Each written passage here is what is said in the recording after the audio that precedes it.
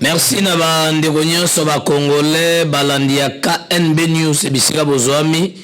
na Europe na Asie na Oceania na Afrika na Amerika na moni bokomi partout na sepel na bino félicitations boza ba vrai Congolais to ba vrai Congolais za Rwandais po Congolais ka Congolais za ba na ba nationalité on a été mais Congolais ka Congolais na pesi na no merci na Jimmy Mukendi mona mboka double poumon.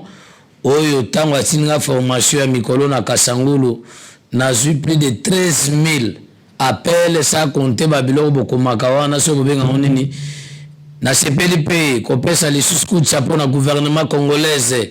toujours na coaching ya mwana mboka Fachi Beton banda na botama na yoka ke na pays moko boy bitumba ezali président porté quand même secours so que za ministre affaires étrangères atindi ezali chef de l'état.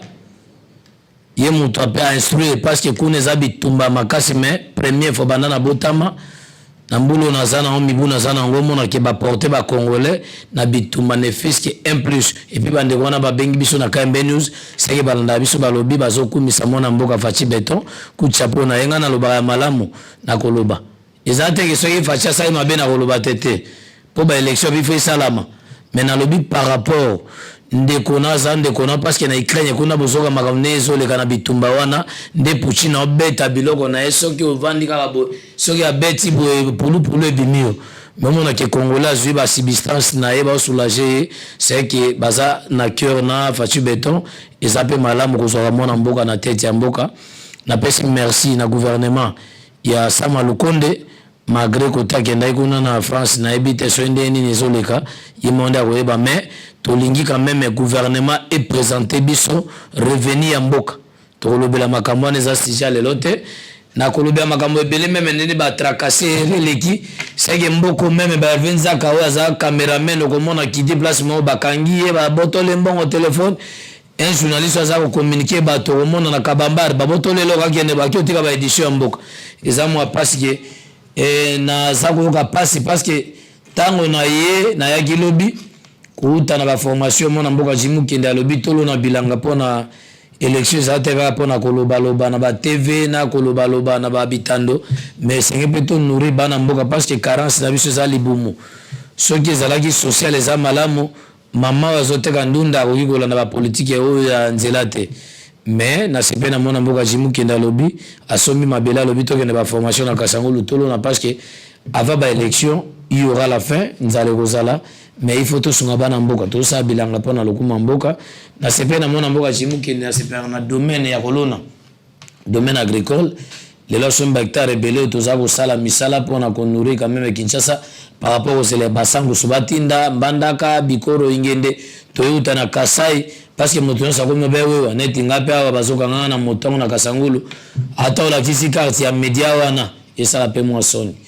et puis na ko profiter pe avant na lo ba makambo nyonso na profiter na eloko na mona ki ba paiement même na niveau ba ministre provincial ba kanisa so ba comme ba ministre nde ba suivi esuki me ba moni ba paiement parce que fonctionnement za mabe wana nyonso ezaka il faut Fachi sala tozo ba topé ba bisinga pona lingeti ke IGF peut atala pe makambo parce que so ba mbongo zo kota ba futa ba tote ngana lo ba ko pe place loba ezape bien te au moment où on se retrouve dans le caisse à l'état mais ba futa ba tote d'où vient des querelles, d'où vient des litres. Olingo se satisfaire yo moko. Olingo zaka yo mo lixes non. Tobo ya pe makambo parce que mbongo zoko dans la caisse à l'état, on ne prépare pas la saka pour na mona belle kintu to bibo, mais il faut ba toi satisfaire même na ba on atra. To ça ba Kasangulu za commune pembeni ya nini ya Monga Fula, za pembeni na ville capitale, mais okoka ke salité za na Kinshasa. Nde na mona ko leba kende na gouvernement provincial. Mais besoin d'un gouvernement national parce que ça ko décentraliser quand même 26 provinces ils sont représentés 26 provinces ils ont mentionné qui est ministre provincial besoin pas vient à biso Joe Biden mboso na invitation vient mboso ngopé à décanter situation na parce que au moment ba gilo ndombo bazana ba motion ba question orale na débat kaka po ba pesa vient mboso là tourner ba bumé ba moto mais fonctionnement pendant l'été zaté to komi ko sentir makambo nyonso ko eleki makasi na tango ya défait maréchal Mobutu makambo na to banda olanda te parce que ata muto aibi asungi o asungi bokilo asungi noko vie ezalaki normal mais soki lelo bato nyonso bakomi se focaliser kaka na politique eza mwa pasi eleki mingi na mboka lelo elingi tomemisa mwana mboka Tshilombo Faci Beto charge lelo bato badiscute si rame oui nalobi te ke Kibasa aza mosantu mais par rapport à éducation makambo wana ezalaki signé na mozito mais bala seka ber mais tosololaka yango kaka na toboya toevita tosololaka rame ezalaki ye akuti loko otaki mona mayele kotana na Canada a exécuté par rapport à revenu ya mboka ezalaka pe bongo na bamboka za développé mais nalobi te ke Kibasa oni ni te nalobi asa bien éduqué Augustin Kibasa c'est un quelqu'un asa na conduite maîtresse asa na éducation de base asa noble alobaka n'importe quoi te nalobi te ke apesa nga loso na ndako mpo na kenda ata mokolo mo epa na ye te mais c'est un homme bien éduqué na bandi kobaye makambo ya Tony Mwaba parce que soki na cabinet ya Tony Mwaba okomona bakombata bakoma soki na dossier moko basimbi batoli mbongo na ministère esika nani ndeko Willy Bakonga akimaka na bambongo ya bato awa ya soki makambo ezalaki ya gratuité na bafictif ya baekole nde nayebisaka bino soko mepa Tony Mwaba ekomi kutu incurable maladi moko omona bakombata baboyi meme otika dossier batia bakombata ke so moto aye na investigation mo aleki eza te naluka kutu ndeko na Israel mutombo ke so tuti mbandaka wana tolobelaki eza na ministère mo ezoforme kuluna na kolobela ngo mponga na mopanzi sango Tony Mwaba na banda osepela na ye mpo na bainnovation oyaki nango mpo na enseignement na gratuité ke atombola lokumu chef de l'état azala ba innovation mais comment ba combattre comment na ba benga même neve nanga parce que ba sécuriser non ça biloko les amants bêtises mingi na ba gouvernement où ezali bien respectueux des abongote tous sont mokonza mboka tracasserer l'équipe même na pompage au comment que général Sylvain Kasongo zo neve na nga muto na ezako engager mutafunda nga zate au moins que nazala fils majeur mbokote nazali journaliste investigation naza communicant na lobi tozala bato de façon que moko etambola bien Sylvain Kasongo zo neve na tia na pompage batia barrière moto elekate mbongo wana batia la par semaine na lobeli ti babi yokutu basana ni mwana mwasi PC réalisé alobi fachango ebio or que na bi facha ebinga te c'est trop dur parce que baleki ya fachi bazala cousin nga propre ezala boboka ni tiede ezala bababi mulumba bayebi makamu na loba na bunda pona na yebaka indusa papa na biso Etienne Tshisekedi wa mulumba ezalaka tolongola Congo na niveau to raisonné azalaka na ba innovation azalaka na ba biloko kopesa bato connexion ki tokoma na niveau to mona ko envier ba mboka bapaya mais lelo ba général Sylvain Kasongo baza ko agenouer pays na ba biloko ya montage partout même major au Tarabibwa au mona na nzela CPA Mazal mitu kozana barrière et tandami même ne na lobana otiawa moi mitu kele kata circulation za bloqué même bourgmestre Ngalema wana excuse mon Ngalema nazo mona bêtise eleki belé to bandi ko loba makambo yango na osepela na zongi na place da Zalaki soki tolingi to aider chef de l'état to zalwa ba jimu kendi kalobi makambo to loba na TV na makambo to sala ifo tolona to zolona bilanga to lobi te hectare to sala ifo tolona to le sabato masango na lobi te jimi zaka spécial bi za mosanto mais to sala quand même na kwena net dadi le chuchu pe lobi to sala na Congo solution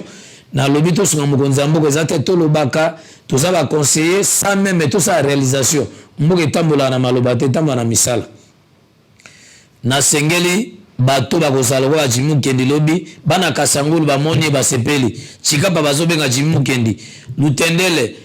bois de songi masis koto na to babandi ko benga ngana Jimu Kendi mais na sepeli na projet ngo ya double pour moi Jimu Kendi za malamu parce que nazomona échec ezate lelo nazotambola pe makolote nazotambola pe na moi eloko ke Jimu Kendi sepeli na tambola nango ata moto na lobi bien mais ça bien pour na faciliter tâche na makambo investigation to lobaka kotala eza malamu to luka lobi nde bana Congo balobi na bana ya Monga Fula na loba bana ya Lukunga pona Jimu Kendi ku chapeau balobi basengi pardon pona ba erreur basana ba électorat passé où ezaka bongo en faisant des erreurs na la sagesse to procéder na vie normale ba congolais bazana posa ya kosaba débat na transcoté ba congolais bazana posa te ya ko accuser bato ezate ke to sali émission moko na Top Congo kaka pona soki likamba Faci eleki soki likamba Kabila ya mamo live ko leka tete ngana zalaka na net nazana ba émission musu batanga komba Kabila o basalaka ba compte transaction ba boye bancaire au mona Top Congo kati o pona boye o sowe non to salaka nyonso na transparence tozate pona mutu apesa ki oviso ka sumbi na nzela ou lobate banyatanye na nkote mutu so asumbi na nzela odere wane kozwa bato nyonso ekozwaka mutu moko te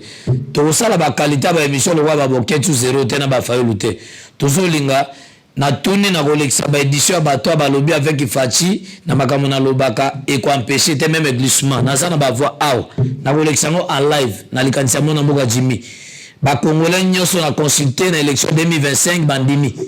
et pas nanga na zan les sous-moté pour nzamba konanenga te avec Fachi même 2025 ba élection ko sala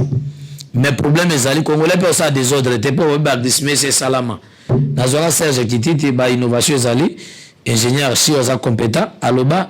pour na Fachi beto bango bakota na monde politique lelo na zoaki mona mboka Alain Mbudi aza président ya liturgie Saint Léonard alobeli makambo moko epesi ngai na sala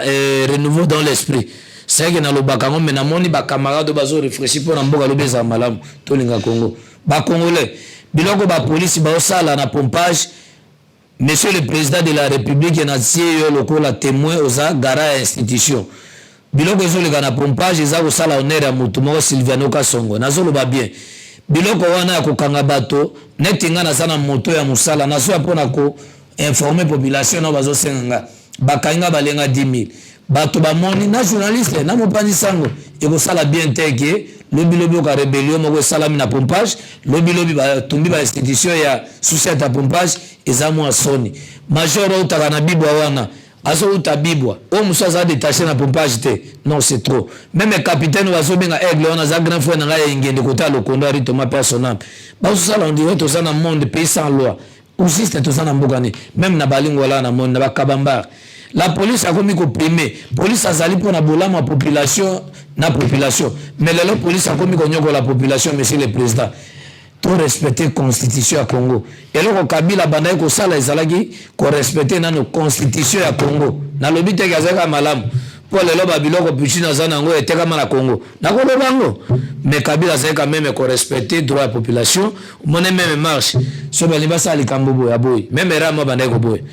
tout ça peuple congolais peuple azali souverain primaire toujours souffrir monsieur le président ce qui est comité na niveau ya peuple a komi ko senga tolobela nga moko bopanzi sango baebi ke na za 4e force ya constitution te police azolo bananga Élysée wana na pompage alobi yo kutu bafuta ka to tama makolo baso belena ba KMB chef de l'état zaka na biso na nzeta drapeau yepe akuta koleka non c'est trop abuso bakolo bandenge wana na ko senga ki monsieur le président veiller na makambo mboka na lobi te na lobi mabe mais ba komi ko profiter au la population ba exciter bango mabe na kombo na ko sala mapete parce que banana sali sondage politique mukolo moko te ba lobela Fachi beto Jean-Claude Bandita Velikoti poto ba po ba bengi na mbanda ka mbayo na mbanda ka na Équateur Nathalie Nabi oui ba so considérer bolama chef de l'état na yambi Serge Kitita lobi bolama chef de l'état zali ba vision projection ya vision ya chef de l'état lelo tomoni Jantiningo bila osala pe makamba malamu magari nchasa ngo ezape na makambo na ba réalité mais azobunda na ndenge na ye tolinga Congo eloko na kosenga Jantiningo bila benda Sylviano Kasongo matoi Sylviano Kasongo azosala mosala commandement ville aleki gouverneur ville te tracasserie leki na ville capitale na beta mesa kanya mazalaka pe na musala wa asala musala selon de kimuta bande ko pesa ba injonction na ba instruction mais oya Sylviano Kasongo za milliardaire na lobi bien na lobi millionnaire te milliardaire parce que azuzo mbongo me musale zo kufa bokene na kari Grèce mboso ya transport kutu nani ya mosi eloko te na ministère transport oma tango tengeli to azalaki non rien ne marche tolinga Congo totika ba bêtise au gagner mbongo après tout okufi bake otika yo pas même otala talo pango sombaki pas même au visiter moi sina mutu musako miko profiter nzamba zanzambe amawa nzamba zanzambe ngolu na sepeli ko pesa mbote na basango ya CSM na bana père Barthélémy na novia CSM baza basango wazo sambela pour na chef de l'état to sera bango père Théophile père Théo na Saint Léonard aloba na ngobi soki to zangi Fachi beto lobi to kolela ku chapeau na père Didier provincial Lingomba CSM basango wazo belé na be pole Kolumba wazo sambela butu lokola mo tolinga Congo maître français kondi sala musala na yo lokola huissier de justice ils ont préparé na avril là pour na koyamba et que ça la conférence à huissier de justice à monde entier to ko appuyer yo to sala on a ba média maître Francine na maître Martin Mokoma na maître Richard Kanda to sala na mama Mianda papa Timothée azawa na tolinga Congo eloko sepeli ke tolinga Congo nde Jimmy Mukenda osala ne bato ba osala pona Congo totika ba débat inutile ko séturer tolinga Congo ekende liboso na pesi bato nyonso mbote na zongi Kinshasa na utika sangulu ezaka pembeni awa pona ko sala likanisi mokonzi na Jimmy Mukenda salaki tobo ke lobi ezala ote élection bo yo pesika ba polo me bato bazali bumunzala to sala musala Congo ekende liboso nazako senga ke to former pe ba témoin parce que tango tozo kende mate ya bilanga mokonzi na Jimmy Mukenda zo sala biso ke tango tozo sala bilanga to pona pe ba témoin o atangi za diplômé pour lobi tango to kende ezala tekyo facha demande ni po fayulu na votaka pe ye mikolo lekaga me azaka na ligne directrice yo zaka na Kinshasa na changu par exemple antika na 3 minutes yo zaka na changu me facha kendaki este pour campagne ya fachi le kana este na Kameri ake Equateur yo tika na Kinshasa na changu kote wana bandu ya kote ya kini soi kombia wana babenga so este so west yo zaka kuna moi changu voté yo badara nani na bayaka na kote ozalaki bon olobi obimi bon ba este wana ezaka ba faux témoignage yo ye na résident musu catholique ya musu nesho la zalaki e ko sala ke tozako achenou pays tolinga Congo na pesi mbote na bande ko nyoso balandaki nga na bosani te papa na biso Célestin Bongwangele Jean-Pierre